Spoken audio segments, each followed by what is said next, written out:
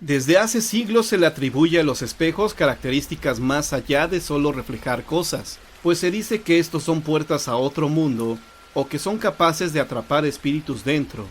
Y no olvidemos mencionar esa supuesta maldición de 7 años que se obtiene al romper uno de ellos. Sabemos también de historias que cuenta de un mundo paralelo subsistiendo al otro lado del espejo, cuyos habitantes no son más que espíritus malignos esperando el momento preciso para cruzar a nuestro plano existencial y tomar nuestro lugar. Así nace esta leyenda de horror que tiene como protagonista a 2 pequeños niños, un par de hermanos que junto a su padre realizaban las labores de mudanza en su nueva casa. Mientras ellos iban de aquí para allá, colocando las cosas donde su madre decía, pasaban en repetidas ocasiones por la escalera, ya adornada con cientos de espejos que su madre coleccionaba. Uno de los niños se dio cuenta que los espejos vibraban, pero el otro insistía que era por sus pesados pasos al correr por los escalones y continuaban con sus tareas. Pero en la noche, cuando ya todo se encontraba en silencio, el niño percibió un sonido bastante incómodo, retumbando en sus oídos. Fue hasta la escalera, donde los espejos se inquietaron ante su presencia, despejándose de la pared, cayendo encima de él. De todos ellos salían pálidas manos, afiladas garras que sujetaban con fuerza al niño para acercarlo a los cristales y pasarlo a través de ellos. Fueron tan solo unos segundos los que bastaron para que una de las criaturas sacara el alma del cuerpo del pequeño, llevándola al otro lado del espejo para venir desde aquel oscuro mundo a ocupar aquel envase vacío y hacerse pasar por él. El resto de los espejos regresó a su lugar, reconociendo su derrota, pero se notaban aquellos terribles ojos del otro lado, llenos de rencor y envidia. Desde ese día, la actitud del pequeño no era más que destinada para hacer el mal de una u otra forma, hasta que acabó con toda su familia, tirándolos por las escaleras. La casa sigue ahí, en pie, luciendo muy bonita, pero no hay manera de que alguien la ocupe por más de un día, pues este horrible demonio disfrazado de niño aparece para asesinar a sus habitantes. Han intentado bendecir el edificio, exorcizarlo, sin ningún éxito, incluso llevarse los espejos, pero ha resultado imposible, ya que parece sujetado a la pared por una fuerza muy extraña. El espejo maldito quiere permanecer ahí hasta que las generaciones olviden lo sucedido, para que el demonio pueda atormentar a los nuevos inquilinos, que tarde o temprano llegarán.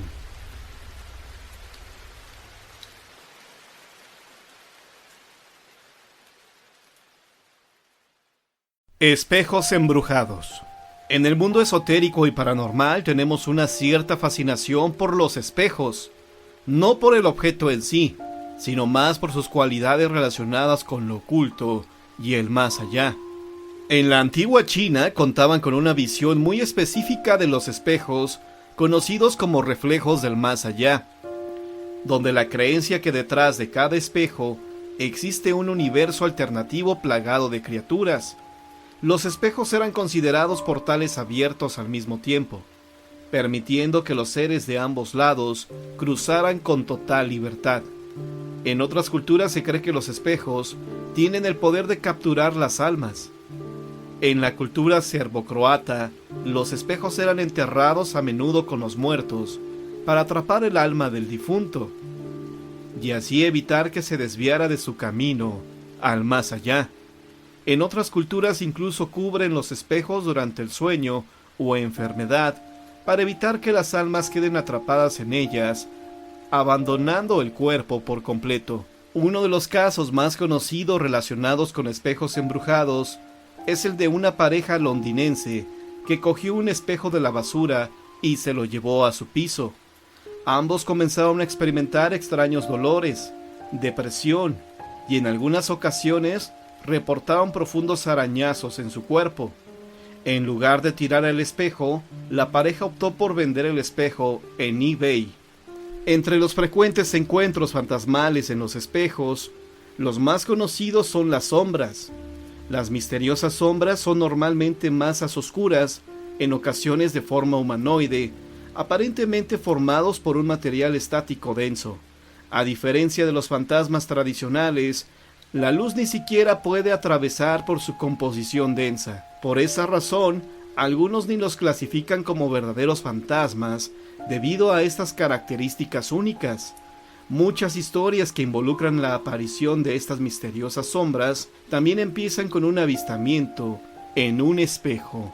En el caso de las apariciones en los espejos, los escépticos creen que la baja autoestima, depresión, ansiedad u otros trastornos psicológicos, al ver un reflejo en el espejo, evoca una fuerte respuesta emocional.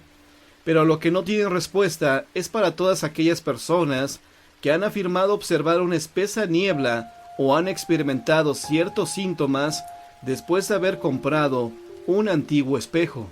Pero a lo que no tienen respuesta es para todas aquellas personas que han afirmado observar una espesa niebla o han experimentado ciertos síntomas después de haber comprado un antiguo espejo.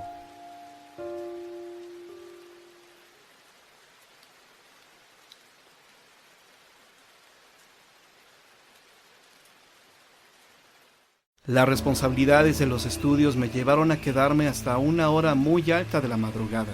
Ya era miércoles y yo terminaba un deber. Me sentía muy cansado y por la hora, lo único que quería era dormir. Decidí salir un rato a tomar algo. De repente sentí como si alguien me siguiera. Es algo casi normal eso en mi casa, pero esta vez era más fuerte. Sentía como si alguna persona estuviera en la cocina. En mi temor de que pasara algo, tomé el vaso y subí lo más rápido que pude a mi habitación.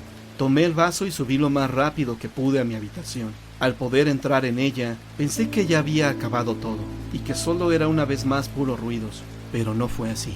Al mirar en mi espejo, alcancé a divisar una niña que estaba por la puerta. Solo dije, Carol. No se me ocurría otra palabra. Al abrir y cerrar los ojos, esa niña desapareció del espejo. Yo me quedé perplejo. No sabía si era real lo que había visto. Al día siguiente, con mucho miedo, me levanté de mi cama. Al salir de la habitación me encontré con mi hermana, quien me preguntó, ¿qué pasó? Le conté lo que había pasado la noche anterior, y para mi sorpresa, ella había soñado con una niña, con características similares a la que yo había visto. El espejo maléfico. Al bazar del viejo Jeremías, que estaba en la parte delantera de su casa, llegó un día un lote de muebles, entre los cuales se encontraba un espejo grande, de esos para verse de cuerpo completo, que era una verdadera obra de arte, aunque tenía algo de siniestro. Dicho espejo tenía un gran marco de madera tallada con mucha destreza. El artesano que lo realizó había incluido, intercaladas en retorcidas ramas como de enredadera, muchas figuras de seres parecidos a duendes, los cuales tenían rostros con todas las expresiones.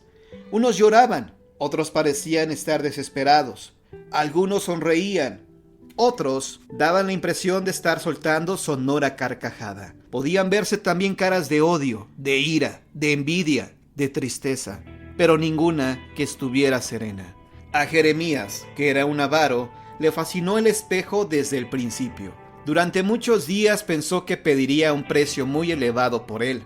Si alguien lo pagaba, se llevaría muy buenas ganancias. Pero si a los clientes les parecía carísimo, podría conservarlo durante un largo tiempo a su lado. Por supuesto, el precio era tan exorbitante que nadie se interesó por comprarlo. Todas las noches antes de irse a dormir, Jeremías contemplaba atentamente los decorados del espejo a la luz de una vela. Tomó la costumbre de observar un rostro cada noche, pero, sin que él se diera cuenta, poco a poco se fueron agregando a su carácter, de por sí poco agradable, los malos sentimientos que estaban plasmados en las figuras de duendes del marco del espejo. Así, un día despertó sintiendo gran envidia de su vecino el carnicero, pues pensó que no era justo que un carnicero ignorante tuviera una bonita mujer y 2 hermosos hijos, mientras él había pasado solo toda su vida. Urdió una intriga. Fue a decir al alguacil de la aldea, quien era su amigo, que el carnicero robaba ganado para vender la carne. El alguacil, sin mayores averiguaciones, encerró en la cárcel al pobre carnicero, y su mujer e hijos quedaron en el desamparo, ya que la mujer no sabía trabajar el oficio de carnicería, y los niños aún eran pequeños. Jeremías no sintió el menor remordimiento. Otro día se dejó llevar por la ira. Un pobre perro tuvo el mal tino de echarse a dormir una siesta frente a la puerta de su bazar. El viejo, enfurecido, sin siquiera haber hecho el intento de asustar al perro para que se fuera de ahí, de su cocina tomó una gran olla de agua hirviendo y la vació sobre el desdichado animal. El perro salió corriendo y aullando de dolor.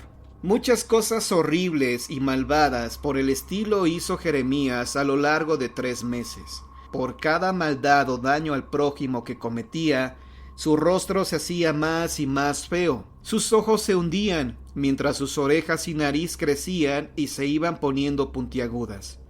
Un día el viejo comenzó a sentir una tristeza enorme e inexplicable. Quisiera morirme. No tengo ninguna ilusión en la vida, pensaba. Tan triste estaba que desenterró todos los rosales que tenía en el pequeño jardín de su casa, y pese a que estaban en todo su esplendor, llenos de hermosas flores, los quemó. Esa misma noche, mientras contemplaba, como era su costumbre, uno de los rostros del espejo, que por cierto era el más feo de todos, el rostro de madera se animó. Sus ojos brillaron con el fulgor verde fosforescente, y mientras él quedaba paralizado por el miedo, una voz cavernosa salió del fondo del espejo. Jeremías, justo este día has llegado al límite de los malos sentimientos. Trabajaste muy bien para merecer formar parte de nosotros. Y a continuación, el viejo que se había vuelto tan malvado fue absorbido por el espejo, como si el cristal hubiese sido una gran aspiradora.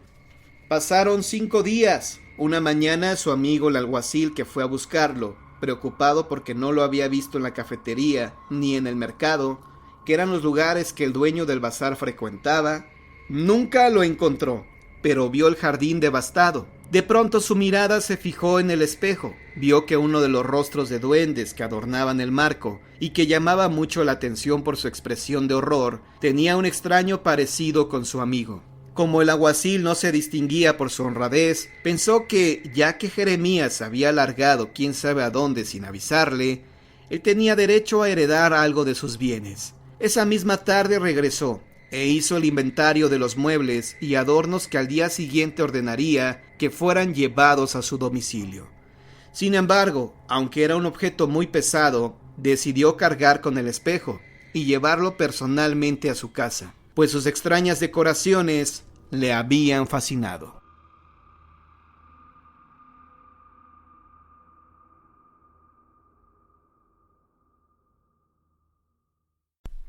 La casa embrujada.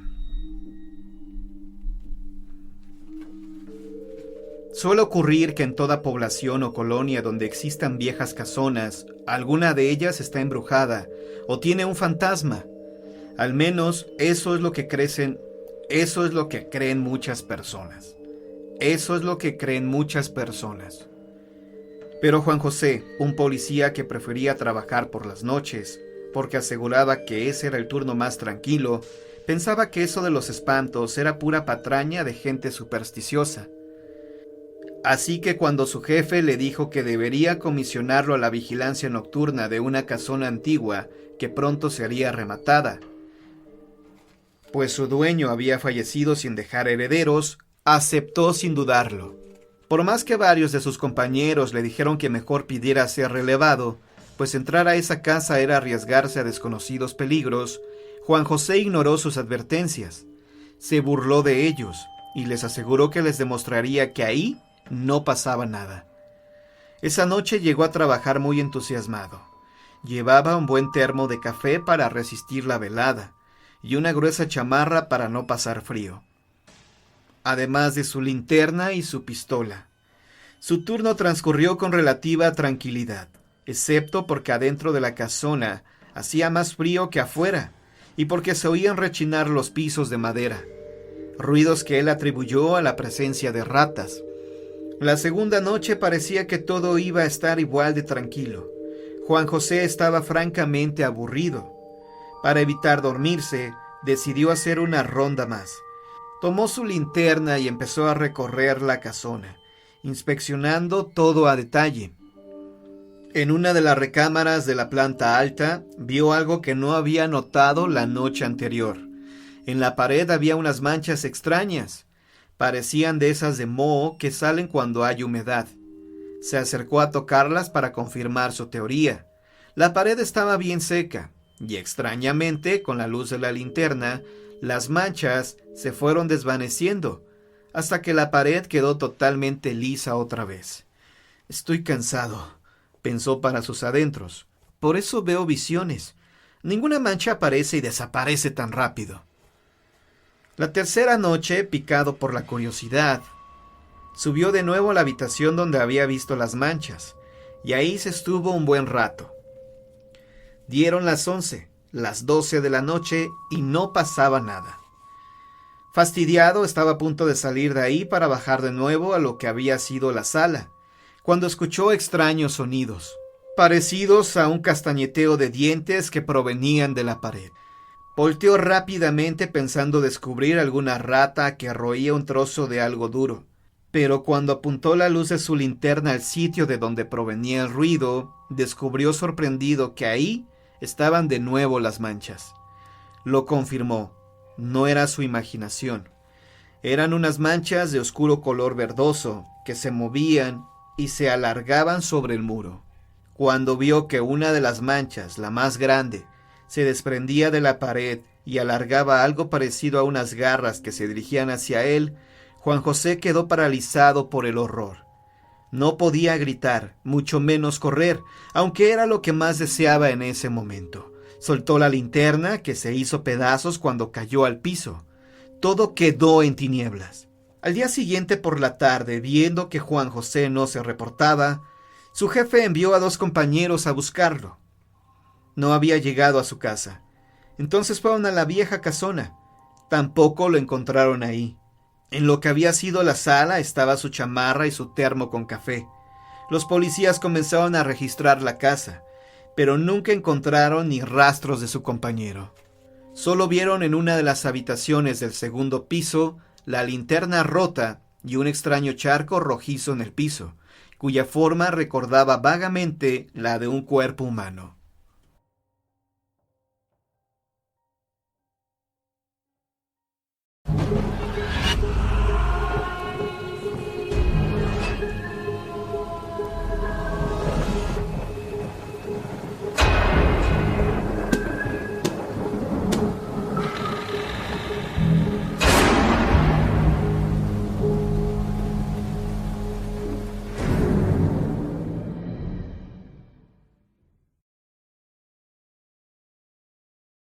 El espejo.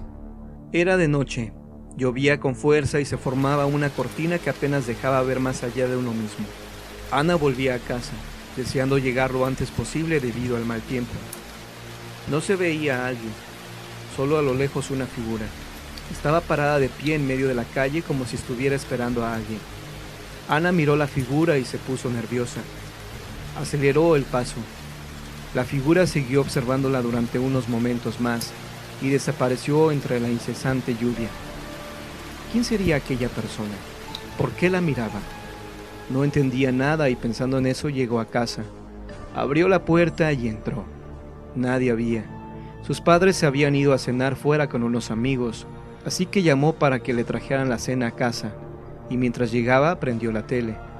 Se quedó dormida durante un rato y se sobresaltó al oír un ruido en la puerta. Era la cena. Gotas de sudor le corrían por la frente. No lo entendía. No hacía calor.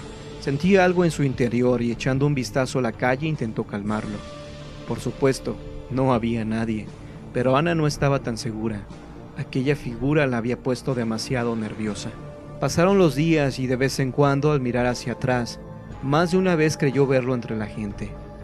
Los demás pasaban delante de él como si no existiera, y esto le impacientaba todavía más. La intranquilidad de la que era víctima no la dejaba dormir. Se levantó de su cama y se sentó en el borde de la misma con la mirada pensativa y fija en la ventana que daba a la calle. Vio pasar un camión y escuchó sonar la bocina cuando casi atropellaba a un perro. Dio un pequeño salto provocado por aquel sonido. Pareció estridente a esa hora de la madrugada, cuando todo está en absoluto silencio. Encendió la luz y se miró en el espejo que estaba extrañamente empañado. Lo limpió y el horror del que fue víctima casi la hacía desmayar. En el espejo apareció reflejada aquella aterradora silueta que tanto repercutía en su pobre ser. La miró acercarse a ella mientras el pánico la mantenía inmóvil. Cada paso que daba hacia ella le estremecía terriblemente y sin remedio cayó al suelo presa del miedo. Volteó con rapidez pero no vio nada. Pensó que su demencia era tanta que esas imágenes eran simples alucinaciones. Pero al tratar de levantarse del suelo, una mano apresó su cuello y le impidió levantarse. La poderosa mano no la soltaba y le apretaba tanto el cuello que no podía gritar. Se sintió sofocada y volvió a desmayarse. Un dolor insoportable rondaba su cuello y creyó escuchar a lo lejos el canto de los pájaros al amanecer. ¿Todo habría sido un sueño? Se levantó de su cama. Se estiró de brazos y piernas y sintió una extraña sensación de tranquilidad. Se dispuso a salir de su habitación, pero la puerta no tenía cerradura. Trató de empujarla un tanto desesperada por el hecho tan extraño de que su puerta no pudiera abrirse por dentro.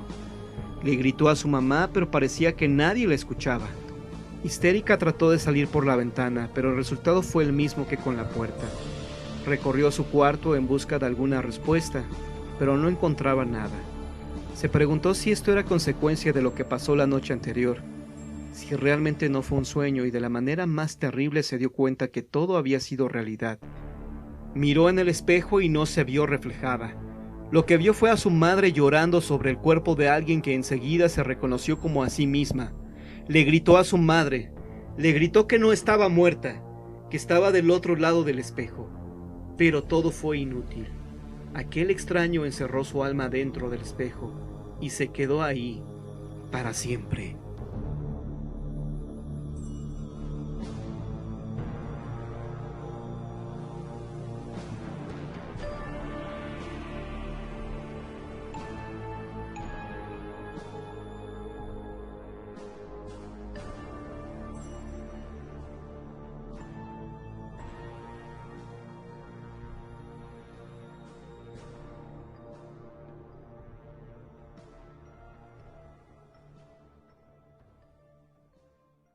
El espejo maldito.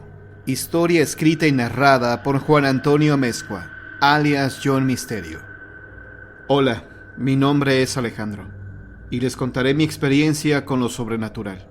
Yo tenía una tienda de antigüedades en el centro de la Ciudad de México. Compraba y vendía todo aquello que tuviera por lo menos 30 años de antigüedad.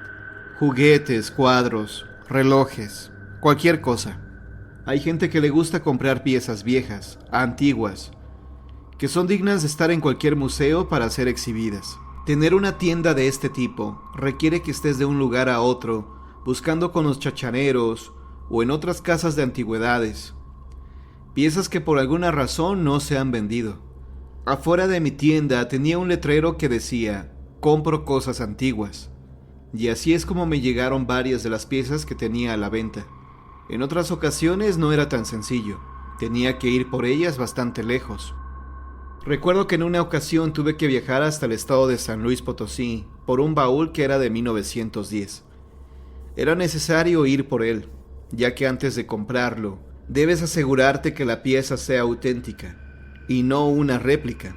Existen en el mercado muchos objetos falsos, que los hacen parecer viejos enterrándolos o quemándolos.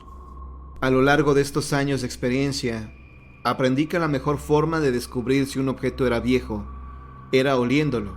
El olor a viejo, que no podría describirlo bien a qué huele, es inconfundible.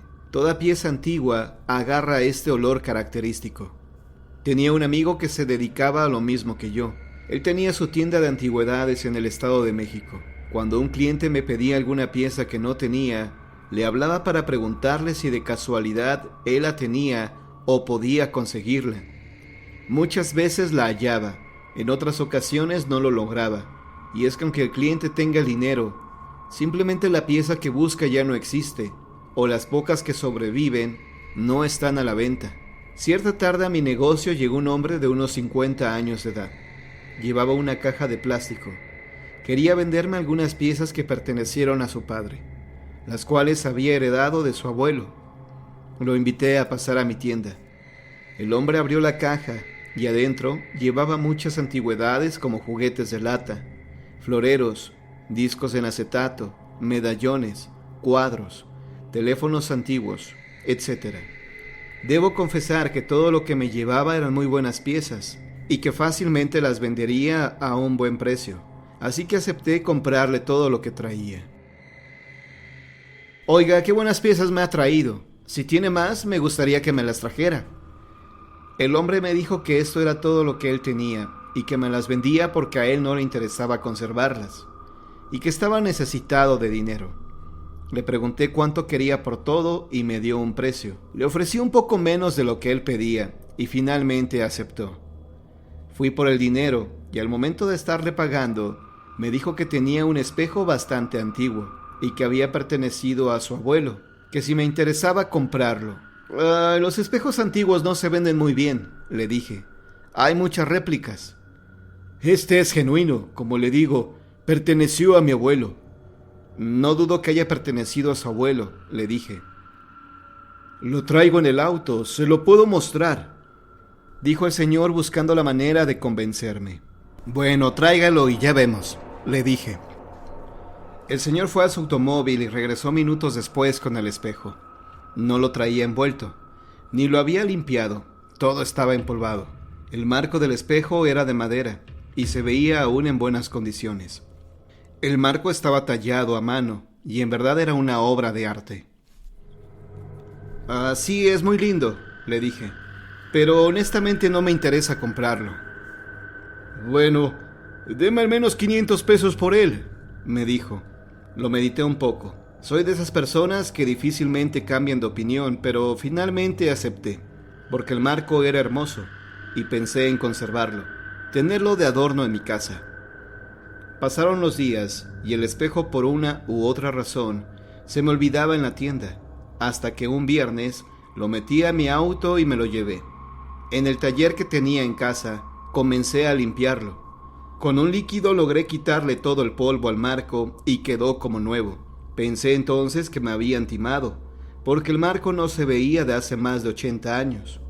Ni modo, fue lo que pensé. Lo colgué y lucía hermoso en la pared. Ya era tarde, como las 10 de la noche. Una repentina lluvia comenzó a caer en la ciudad y se fue la luz. Maldita sea, quería ver el box, dije en voz alta. Fui a la alacena y busqué unas velas.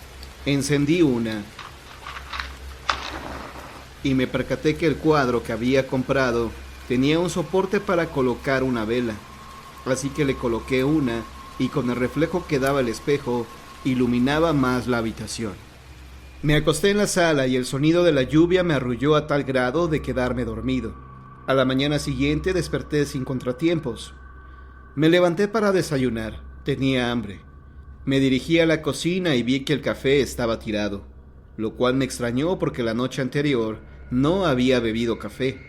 Me falta mencionar que yo vivo solo, pues nunca me casé, y desde que mi madre falleció, vivo en completa soledad, lo cual he aprendido a tolerarla. Tomé una escoba y barrí el café, pero al momento de hacer esto, noté otras cosas raras. Las alacenas estaban abiertas, los cajones donde guardo las cucharas y tenedores también. Al ver esto pensé que alguien se había metido a robar a mi casa. Salí de la cocina rápidamente y me dirigí a mi recámara donde tengo lo de valor. Al entrar a mi cuarto noté que los cajones de la cómoda estaban abiertos. Pensé en lo peor, que me habían robado, pero al revisar todo estaba ahí. Mi dinero, mis relojes de oro, mis tarjetas de crédito. Todo estaba ahí, en perfecto orden. Revisé la puerta de entrada y estaba bien cerrada. Nadie pudo haber entrado o salido de mi hogar. No logré entender lo que había pasado y preferí no pensar más en este asunto. Así que cerré los cajones y puse todo en orden.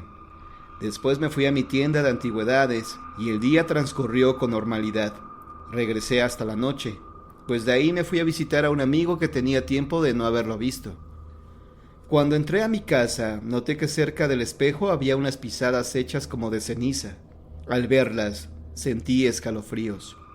No había una explicación lógica para ellas. Revisé de nuevo la casa y todo estaba aparentemente en orden. Limpié las huellas de ceniza y me fui a mi habitación. Ya era tarde y quería dormir. Acostado en mi cama, me preguntaba cómo es que se habían formado esas pisadas. ¿A quién pertenecían? Y mientras estaba haciéndome estas preguntas, escuché extraños ruidos. Estos venían afuera de mi recámara, como si alguien se hubiera metido. Pensé que era un ladrón, así que sin pensarlo 2 veces, me levanté de la cama y tomé la pistola que guardo en mi buró. Aún se seguían escuchando ruidos afuera de mi habitación, así que abrí con cuidado la puerta y salí a ver qué sucedía. Al salir, gracias a la luz que brindaba una lámpara que estaba en la calle, pude ver que había una mujer alta, con el cabello largo. Usaba una especie de bata blanca, casi transparente. Noté que su piel se veía casi pegada al hueso. Tenía un aspecto horrible. Ella no había notado mi presencia, así que alcé la voz y le pregunté: ¿Quién es usted? ¿Qué hace en mi casa? Ella volteó a verme y pude ver su horrible rostro. Sus ojos eran completamente negros. Sus dientes se veían también negros y tenía una mueca siniestra. En cuanto ella me vio, gritó fuerte. Pensé que iba a atacarme, así que levanté mi revólver y le apunté, pero ella volteó hacia donde estaba el espejo y, aunque no lo crean, se metió en él, como si este fuera un portal a otra dimensión. Yo no podía creer lo que había visto, pero ella, esa mujer horrible, había desaparecido y se había metido en el espejo. Me acerqué lentamente al espejo. Estaba paralizado del miedo. No podía creer lo que había visto. Cuando me atreví a pararme enfrente de él, solo pude ver mi rostro lleno de horror. Me percaté que había una especie de bruma o neblina emanando de él. Honestamente sentí tanto miedo que dejé la pistola sobre la mesa y salí de mi casa corriendo. No regresé esa noche. Me quedé en un hotel. Al día siguiente, ya por la noche, regresé a mi casa. Vi que todo estaba en orden. Ahí seguía colgado el espejo, y entonces tomé la decisión de destruirlo. Cualquiera lo hubiera hecho. Sobre una mesita que tenía en la sala había un adorno de metal y lo tomé, y se lo arrojé al espejo con fuerza, pero sorprendentemente no se rompió. Lo tomé de nueva cuenta y se lo arrojé con mayor fuerza, pero nada, como si el espejo fuera de metal. Me parecía increíble que el espejo no se rompiera. Comprendí entonces que esto era cosa del diablo. No quería tenerlo ahí, así que tomé la decisión más lógica que cualquier persona pudiera pensar: descolgarlo, quitarlo y sacarlo de mi casa. El espejo medía unos 40 centímetros de ancho por 60 centímetros de alto. Pesaba alrededor de 4 kilos. Cuando lo descolgué, me llevé la sorpresa que pesaba más, como si estuviera cargando a una persona, a una mujer. Con gran esfuerzo logré sacarlo de mi casa y subirlo a mi auto. Lo coloqué en la parte de atrás. Pesaba como una lápida. Mi intención era llevarlo a una iglesia y ahí dejarlo. Pero cuando ya estaba por llegar, algo hizo que mirara por el espejo retrovisor y atrás de mí estaba sentada la misma mujer que había visto en mi casa. Frené abruptamente y salí de mi carro y me eché a correr. Después me tranquilicé un poco y regresé a mi vehículo. La mujer había desaparecido. Me fijé atrás en el asiento y ahí seguía el maldito espejo. Yo quería terminar con esto, así que regresé al auto y me dirigí a la iglesia. Cuando llegué, sentía mucho miedo, pero logré sacar el espejo y ahí dejarlo. Serían ya las 2 de la madrugada, y a esa hora no había nadie en la calle, por lo cual asumo que nadie me vio. Me alejé lo más rápido que pude y llegué sin contratiempos a mi casa. Pensé que ahí terminaría todo, pero no fue así, ya que la mañana siguiente, de nueva cuenta, estaba colgado el espejo en la pared. Casi me dio un infarto cuando vi esto, pues era imposible lo que estaba pasando. Quise descolgarlo, pero ahora fue imposible, como si el espejo estuviera pegado a la pared. Desesperado salí de mi casa para buscar ayuda. Me dirigí de nueva cuenta al templo y pedí la ayuda de un sacerdote, pero ninguno quiso hacerlo. Creían que los estaba engañando o burlándome de ellos. Ante la negativa, solo se me ocurrió tomar agua bendita como si fuera mi arma letal contra esa mujer que salía del espejo. Regresé a la casa y esperé a que cayera la noche. No sé por qué, pero simplemente lo hice. Tomé una manta y le eché agua bendita, como si fuera gasolina a una prenda que quieres quemar.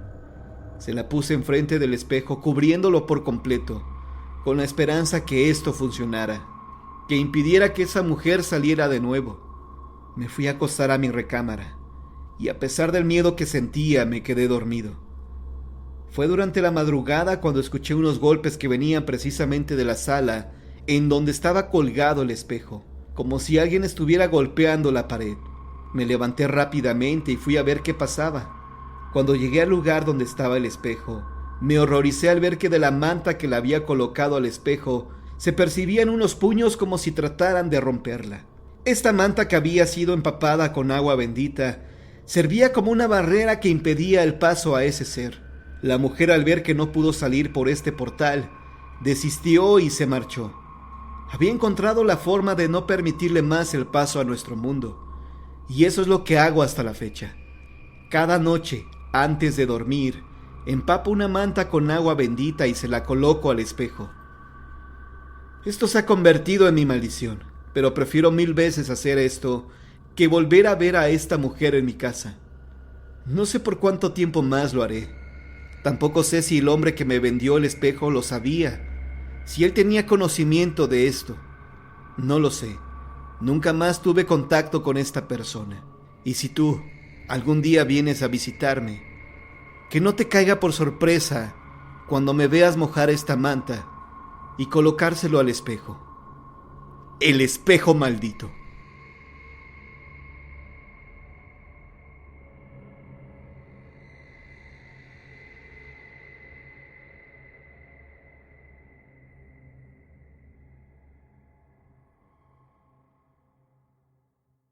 La casa embrujada de Claudia. Yo no creía en las historias de fantasmas. Cuando en la televisión o en la radio escuchaba hablar de estos temas, los escuchaba para divertirme, para pasar el rato. Las historias que escuchaba me parecían absurdas, algunas muy fantasiosas. ¿De qué manera un fantasma logrará tocarte o hablarte si ya no tiene cuerpo, si no tiene cuerdas vocales? ¿Cómo es esto posible? Es absurdo imaginar por un momento que esto pueda ser real. Absurdo. La gente que asegura haber visto un fantasma lo dice solo para llamar la atención de aquellos que creen sin haber visto. Tener tal vez su simpatía, su admiración. Quizá lo desean tanto que es su mente la que les juega una mala pasada. Una alucinación quizá. Era a mediados de abril. Las lluvias apenas comenzaban. Me encontraba en casa de unos amigos, Fernando y Esteban. Estábamos jugando baraja. Pasaba ya de la medianoche y comenzaba a aburrirme de este juego. Además que comenzaba a tener hambre. Terminamos la partida y les propuse a mis amigos que fuéramos a cenar. Ellos aceptaron y salimos de la casa de Fernando. Nos fuimos en su auto y, para nuestra sorpresa, ya varios negocios de comida estaban cerrados, así que tuvimos que ir más lejos y dimos con un puesto de hamburguesas. Comimos y le pedí a Fernando que me llevara a mi casa. Ya tenía sueño y quería descansar. Mi amigo aceptó con gusto. Esteban, que iba en el asiento del copiloto, iba sintonizando la radio. La dejó en una estación donde pasan canciones ochenteras en inglés. Hubo una pausa en la música. La emisora de radio transmitió un bloque de noticias. El dólar sigue perdiendo terreno ante el peso. Sigue subiendo la gasolina. El día de hoy salió Claudia, la hiena de Querétaro. Hoy fue puesta en libertad después de cumplir 30 años de cárcel. Esta fue la última noticia que dieron en ese bloque informativo, pues continuaron con la música. Fernando no tardó en comentar algo sobre Claudia, la hiena de Querétaro. Vaya, Pensé que nunca saldría de prisión, dijo. Esteban dijo que él había conocido a una de las víctimas, que estaba estudiando con él en la primaria. Es curioso, yo era su amigo. Creo que el único, y nunca me invitó a su casa, dijo Esteban. Los tres conocíamos muy bien la historia de Claudia, la mujer que por un ataque de locura atacó a su propia familia. Los tres éramos y vivíamos en Querétaro. Los tres sabíamos en dónde estaba la casa, porque nos quedaba relativamente cerca. De niños acudíamos a ella para probar nuestro valor. Pocos eran los que se atrevían a ingresar a ella. Sin duda, era la casa más famosa de Querétaro, pues a raíz de esta tragedia, muchas personas, incluso de fuera, venían a visitarla. Algunos entraban y a los pocos minutos salían corriendo porque decían que se aparecían fantasmas. Bah, tonterías. Después, para evitar que siguieran llegando más mirones, le pusieron una barda para evitar que siguieran haciendo de la suya los vagos. Fue inevitable no recordar la vez que entré a este lugar cuando era niño. Tendría unos 10 años de edad. La casa aún conservaba algunos muebles. Otros habían desaparecido. Se los habían robado. Estuve ahí tan solo unos minutos. Lo suficientes para demostrar a mis compañeros de clase que era muy valiente. Al menos más que ellos, pues no se atrevieron a ingresar a la casa de Claudia. Estaba sumergido en mis recuerdos cuando Alfredo me sacó de estos. Bajó la velocidad del auto y nos preguntó: «Hey, ¿qué les parece si vamos a la casa de Claudia?» Esteban se sorprendió al escuchar la propuesta de Alfredo. «¿Estás hablando en serio?», preguntó con algo de temor. «Sí, ¿por qué no? Estamos a unos minutos», dijo Alfredo. Al escuchar esto, no me extrañó que Alfredo quisiera ir. Él siempre ha tenido un interés especial en estos temas, y él cree en la existencia de fantasmas y demonios. Tal vez por eso, a pesar de que le gustan las historias de fantasmas, les tiene mucho miedo. «¿Qué te parece? ¿Vamos?», me preguntó Alfredo. «A mí me da igual», dije mostrando poco interés en su proposición. «Pero te recuerdo que está bardeada. Difícilmente podrás ingresar a ella». «¿Y quién dijo que quiero ingresar?», preguntó Alfredo. «Yo solo quiero verla». Sin decir más, Alfredo se dirigió a la casa de Claudia. Llegamos rápido. No había tráfico a esa hora. Pocos autos pasaban por esa calle. Estacionó el auto enfrente de la casa. Yo tenía muchos años que no pasaba por ahí. Cuando bajamos del auto, noté que Esteban se puso muy nervioso. Él, al igual que Alfredo, creía en la existencia de fantasmas. Nos quedamos ahí parados por unos minutos, sin decir nada. Después, como si Esteban y yo fuéramos unos turistas, o como si nos interesara conocer la historia de la casa y de Claudia, Alfredo comenzó a relatarnos todo lo que ahí pasó. Era innecesario, pues no sabíamos muy bien la historia. Pasaron como 10 minutos y de repente sentí unas gotas de agua cayendo en mi cabeza. Sabía que pronto iba a llover y no quería mojarme, así que le pedí que nos fuéramos, pero Alfredo insistía que nos quedáramos un poco más. Nos dijo que había sentido la presencia de alguien en la casa, a lo cual debatí. «Alfredo, no mientas. Estamos en la calle. ¿Cómo puedes decir que sientes la presencia de alguien en la casa?». Se me olvidaba comentarlo. Según Alfredo, tiene el don de sentir la presencia de fantasmas. Alfredo me miró a los ojos fijamente y me dijo: «Te lo juro, no estoy mintiendo. Siento que detrás de esta barda hay una energía que quiere hacer contacto con nosotros». «Sí, claro, lo que tú digas», le dije a Alfredo, dejando en claro que no le creía. Después de reflexionarlo un poco y para darle emoción a la noche, les dije a mis amigos: «Pues si ya estamos aquí, vamos a entrar, ¿no?». «¿A la casa?», preguntó alarmado Esteban. «Claro que a la casa, ¿a dónde más?», le dije. Esteban dijo de inmediato que no. «Entonces, ¿para qué vinimos aquí?», le cuestioné algo molesto. «Desde un principio te dije que no entraría», contestó Alfredo, y era verdad. Él lo señaló desde un principio. «Entonces vamos tú y yo, Esteban», le dije. «No, no insistas.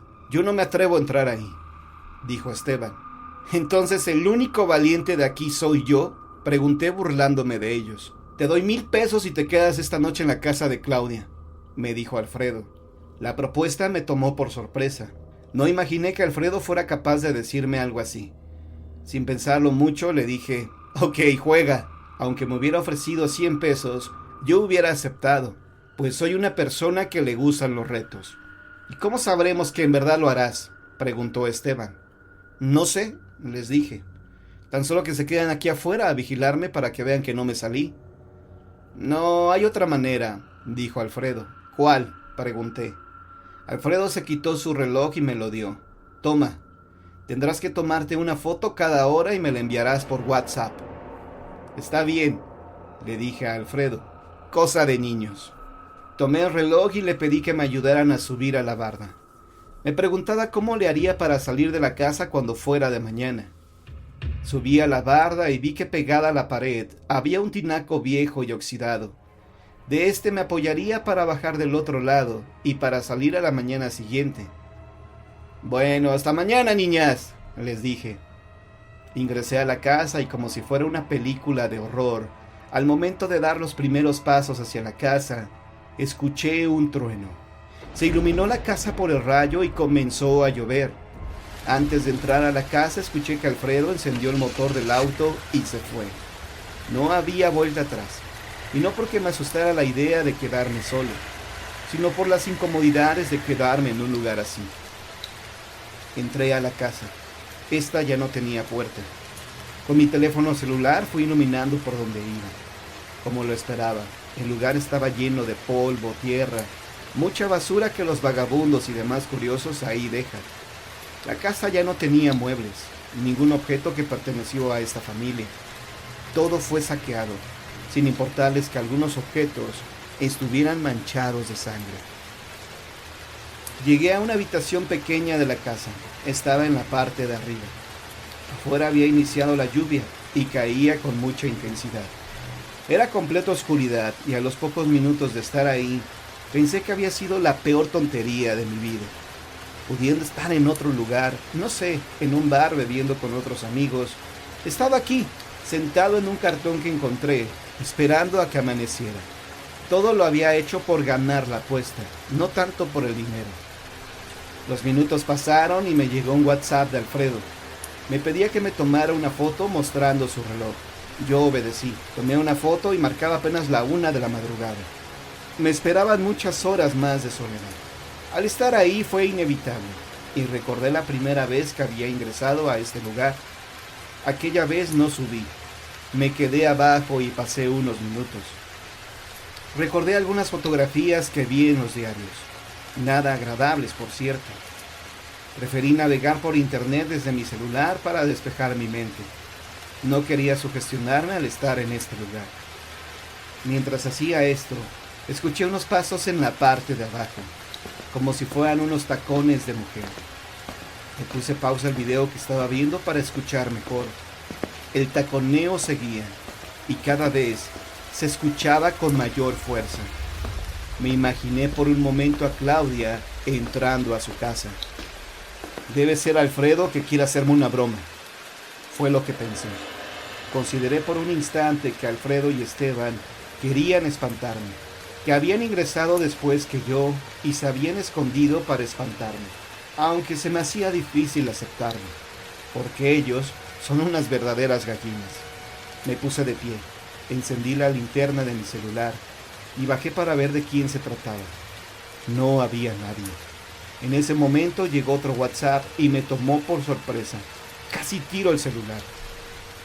Alfredo me pedía que tomara unas fotografías de la casa y se las enviara.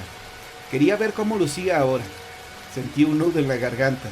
No sé por qué, pero comencé a tomar fotos y a mi mente se venían visiones del pasado, de cómo lucía ese lugar aquella madrugada del 24 de abril de 1989. Tomé como 15 fotografías y se las envié. Después me senté de nuevo en el cartón que había encontrado.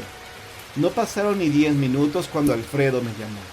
Me tomó por sorpresa. Pensé que quería pedirme otra cosa. Cuando dije, bueno, Alfredo me dijo alterado: amigo, revisa la 5ª foto que me enviaste, la de las escaleras. ¿Por qué? ¿Qué pasa?, pregunté. Él insistió. Mírala y dime qué ves. Le hice caso. Revisé las fotos y en especial la que él me pedía. Cuando la vi, casi me desmayo. Sentado en la escalera estaba un niño, o al menos eso parecía. No se veía bien qué era. ¿Es una broma?, pregunté nervioso. ¿Cómo crees? Me dijo Alfredo. Las fotos tú las tomaste. Comencé a revisar las otras fotos y me quedé impactado, sin habla. En las últimas fotos vi la silueta de una mujer que estaba en la sala y 2 niñas más en el baño de abajo. Amigo, sal de esa casa ahora. Me propuso Alfredo. ¿Qué dices?, pregunté. Sal de esa casa. Olvida la apuesta. Tu vida corre peligro. Voy para allá, te espero afuera de la casa. Me dijo Alfredo y colgó. Yo quería salir corriendo, pero sentía que mis piernas no reaccionaban. Sabía que tenía que bajar y que los espectros que había fotografiado accidentalmente estaban ahí, quizá esperándome. La lluvia seguía cayendo con fuerza y los relámpagos iluminaron por un momento la casa. A poca distancia de mí, vi que estaba la mujer con sus 3 hijos. Y enseguida escuché una voz femenina que decía: ¡Es un intruso! ¡A él, niños! Al escuchar esto, mi corazón quería salirse de mi pecho. Así que mi adrenalina hizo que corriera lo más rápido que pude. Bajé las escaleras, me resbalé y caí al suelo. Miré hacia atrás y vi 3 siluetas pequeñas que se acercaban a mí. Me levanté como pude y me eché a correr hacia afuera de la casa. Corrí y brinqué a la barda como pude. No me importó echarme el brinco de casi 2 metros de altura. Lo que quería era salir de ahí. Caí pesadamente y se me doblaron las piernas. Me dolían mucho. Quizá me había fracturado un tobillo, pero en cuanto vi las luces del carro de Alfredo, me puse de pie y corrí hacia su auto. Entré al vehículo y sin decir nada, él aceleró para marcharnos rápidamente de este lugar. Llegamos a su casa y yo me sentía aún con mucho miedo. Me preguntó que si estaba bien y le dije que no. Le conté lo que había visto y él me creyó, porque vio que estaba realmente espantado. Jamás me había visto así. Esa madrugada no pude dormir. Tampoco Alfredo lo hizo. Platicamos sobre lo que había visto y nos amaneció. Le pedí que me permitiera darme un baño, pues del miedo había mojado mis pantalones. Al quitarme la camisa, vi que tenía las marcas de unas manitas en mi espalda. Alfredo las vio y me dijo que parecían de niños. No había duda de que algo se había manifestado en la casa de Claudia, la llena de Querétaro. Le pedí que nunca más habláramos del tema. Se lo platicamos a Esteban. Él también vio las fotografías y a partir de ese momento nunca más volvimos a tocar el tema. O al menos no lo han hecho ante mi presencia, porque saben que esto me afectó en serio. Por días tuve pesadillas, dormía con la luz encendida y con solo escuchar el nombre de Claudia comenzaba a sudar. Fin.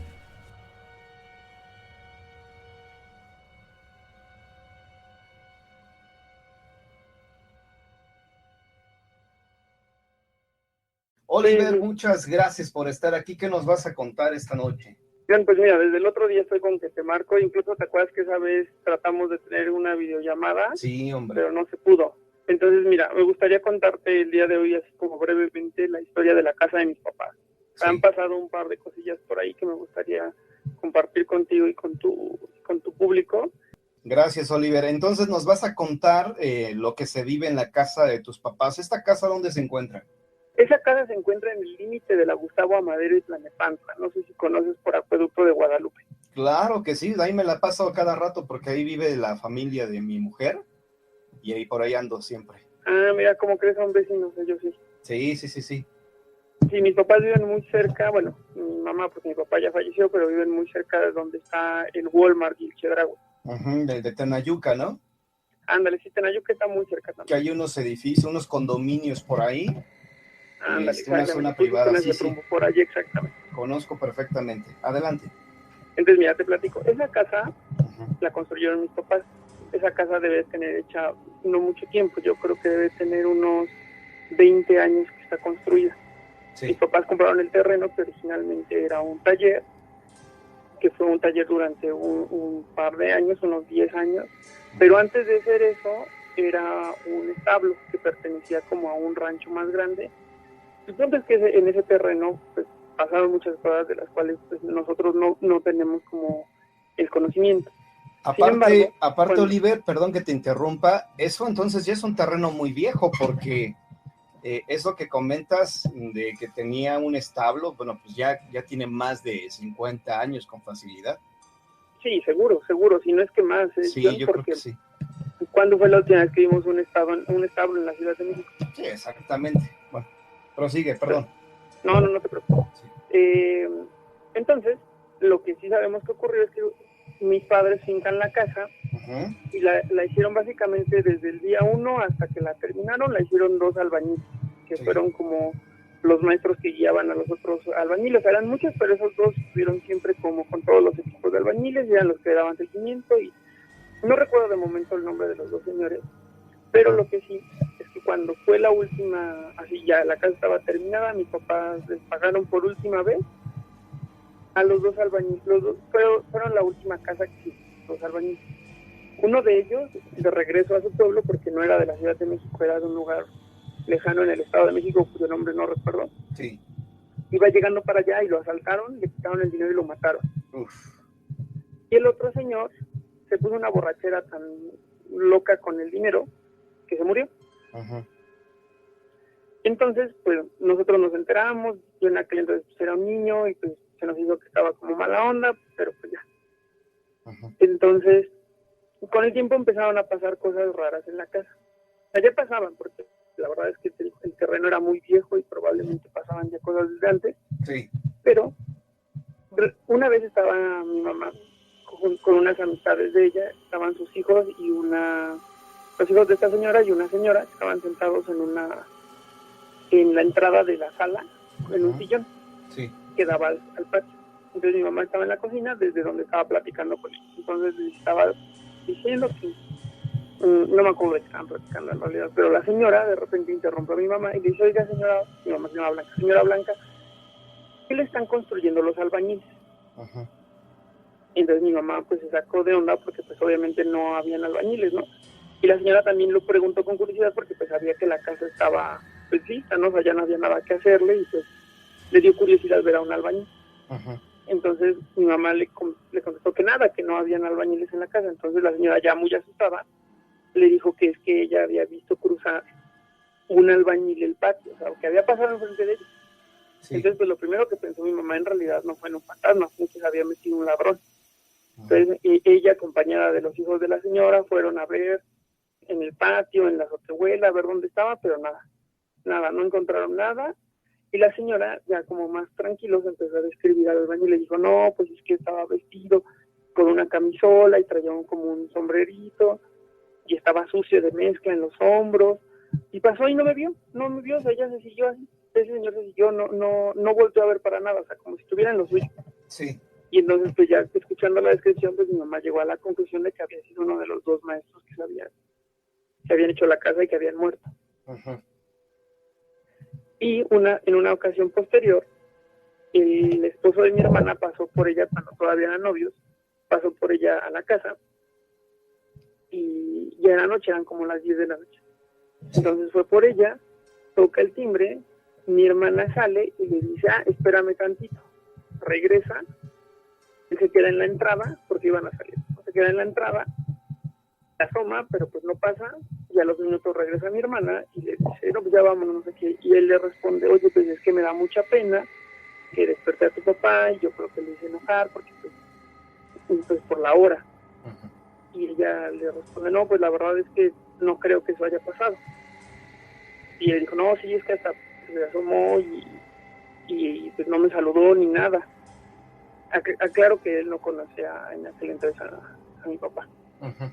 Entonces mi hermana dice: no, por supuesto que no, mi papá estaba dormido y ahí es imposible que lo despiertes porque mi papá tiene el sueño súper pesado y no escucha el timbre, no se alcanza a escuchar hasta su recámara, entonces no hay forma en la que lo haya despertado, no te preocupes. Y dice: no, pero es que yo lo vi, bajó, estaba en la puerta, su pijama que era así, color beige, y no lo alcancé a ver bien, pero estaba ahí parado, yo lo vi. Entonces cuando mi hermana se asustó, dijo: no, pues es que no hay forma en la que haya podido ser mi papá, lo que tú viste muy probablemente fue el albañil que ya hemos visto anteriormente. Ya. Pues sí, o sea, esa persona, a mí lo que me parece extraño es que, bueno, dices que lo asesinaron, lo asaltaron prácticamente y lo mataron, ¿no? Ajá. Y se seguía ahí apareciendo en donde estaba haciendo la casa de tus papás. ¿Sí es así? Sí, sí. Así Y, es como pasaba.